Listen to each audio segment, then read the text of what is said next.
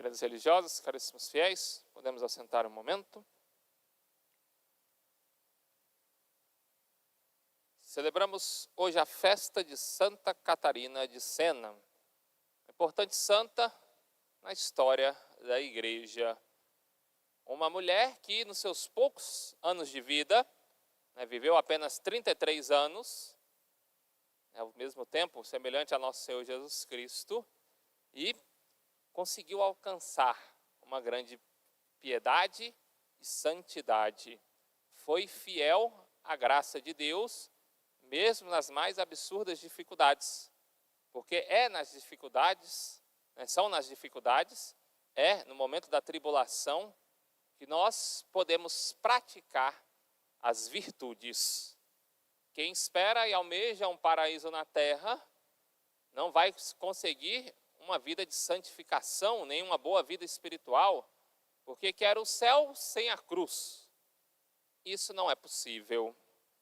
Santa Catarina nasceu no final do século XIV e de pais piedosos. Seu pai trabalhava com couro, fazia ali seu artesanato, seu trabalho honesto, tinturava várias peças.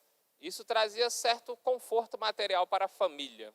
Não seria justo dizer que ela vivia uma pobreza, não. Porém, família numerosa, mas trabalhadora. Sua mãe, de grande piedade e grande rigidez, no tratamento com os filhos, esperava um bom casamento para suas filhas. Porém, desde a mais pequena infância, contam seus biógrafos, sobretudo seu confessor de Santa Catarina de Sena, junto ali com uma das senhoras que foi sua patroa, na qual ela trabalhou em sua casa, e essa patroa, Santa Catarina de Sena, percebeu nela uma pessoa de grande santidade e começou a anotar. Por isso temos registro de muitos acontecimentos de sua vida. Uma das coisas então que fica registrado é que desde os 8 anos de idade, ela já teria feito um voto de consagrar a sua virgindade a Nossa Senhora. Já ali, desde pequenina, queria, segundo as suas palavras, ser aquela que mais amou Nossa Senhora neste mundo. É uma criança com santas e admiráveis resoluções e de um admirável fervor e piedade. Porém, o plano da sua família era outro. Conforme ela foi crescendo e as suas virtudes começaram a ser notadas, sobretudo pelos jovens, muitos deles de grande importância social, ao ver sua beleza, tanto exterior, mas sobretudo interior, por ela, ficavam encantados. Mas seu desejo era justamente viver inteiramente para nosso Senhor Jesus Cristo. Em seus relatos, uma das coisas que ela lamenta, não sei se nem poderíamos considerar um pecado, mas foi a influência que as irmãs lhe fizeram, segundo ela, da vaidade. Como as irmãs almejavam um bom matrimônio, um bom esposo, buscavam de todos os modos estarem enfeitadas para chamarem a atenção. Porém, pelo contrário, quem mais chamava a atenção era Santa Catarina de Sena, porque não apenas possuía uma beleza exterior, mas, sobretudo, uma beleza interior, as virtudes. E conforme ela foi crescendo, sua mãe começou a ver certos candidatos para o matrimônio. Algumas das suas irmãs mais velhas já haviam se casado e a incentivavam a conquistar um bom marido. Ela então, depois de inúmeros desafios, pois começou a dizer não para algum destes pretendentes, ela então, num ato como renúncia de todo esse desejo que o mundo tinha por ela, cortou seus cabelos na frente dos pais, mostrando assim de que tinha total desprezo pela sua aparência e queria, na verdade, uma vida totalmente consagrada ao Senhor. Seus pais, sobretudo sua mãe, como castigo, colocou que ela ficasse como a empregada da casa, Então iria lavar, passar e cozinhar para todos que estavam ali, né, na sua casa. E nesse ponto nós vemos os graus da sua santidade. Porque ela em momento algum, diante das repreensões da mãe, dos castigos, resmungou, murmurou, contrariou a vontade de seus pais. Como que dissesse: eu fiz a minha escolha e eu escolhi me consagrar a nosso Senhor Jesus Cristo, e tudo aquilo que os senhores me imporem por penitência ou por castigo, para mim será ainda mais agradável, porque estarei sofrendo por nosso Senhor. Chegando então à idade adulta, decidiu, né, saindo então de casa, trabalhar, né, para uma rica senhora. E neste trabalho, ela então teve essa vontade, esse chamado interno, né, de se consagrar a Deus, de agora, né, viver uma vida, ainda aqui no mundo, mas uma vida consagrada religiosa. Né, tornou-se então terceira dominicana. E uma das coisas que ela aprendeu em casa, quando então foi proibida pela mãe, né, de tomar a vida religiosa, e um dos castigos que seus pais lhe impuseram foi tirar os objetos de piedade e proibir que ela entrasse no seu quarto. Porque no quarto ela muito rezava. Então pensavam eles: se nós tirarmos os objetos de piedade e devoção, ela em breve vai desistir da sua resolução de se consagrar a Deus. E aí foi que a sua vida espiritual mais desabrochou. Porque ela criou no seu interior, na sua mente, na sua imaginação, como que um convento. E ela ali habitava.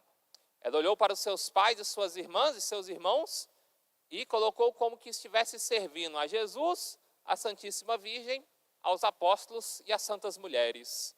Então, ela cresceu em vida espiritual, ela cresceu no silêncio. Um dos motivos que nós não temos conseguido avançar na nossa vida espiritual é a falta de silêncio e piedade. É escutar a vontade divina, é progredir na oração em meio aos trabalhos, em meio àquilo que será desagradável. A murmuração é algo que não está em acordo com a santidade. Os santos não reclamavam. Pelo contrário, rezavam e agradeciam a Deus quando tinham, né, algum ponto ali de atribulação ou de dificuldade. Nessa casa, então, ela então servindo a uma rica senhora, depois veio a também, né, trabalhar, ajudar em um hospital. E, de modo especial, ela deu a sua caridade, toda a sua atenção a duas senhoras. E o que mais chama a atenção é que essas senhoras muito a maltratavam. Então, por mais que fizesse tudo de modo perfeito, era criticada, chegou até a ser difamada e, em momento algum, perdeu a paz. Ali nós já vemos uma virtude já madura. Fazer o bem àquele que te critica, fazer o bem àquele que quase te odeia. Que todas as tuas obras são imperfeitas e que nunca vai lhe agradecer. Qualquer um de nós facilmente sairia dali, procuraria outro lugar para trabalhar, outra ação, poderíamos dizer alguém que mereça mais. Porém, ela viu que naquelas senhoras estava a grande oportunidade de se santificar. E assim passou grande parte das suas obras. E alcançou um tão alto grau espiritual, ela mesmo que era analfabeta, não teve a oportunidade dos estudos, começou a aprender a ler, começou a cada vez mais meditar e começou a escrever cartas.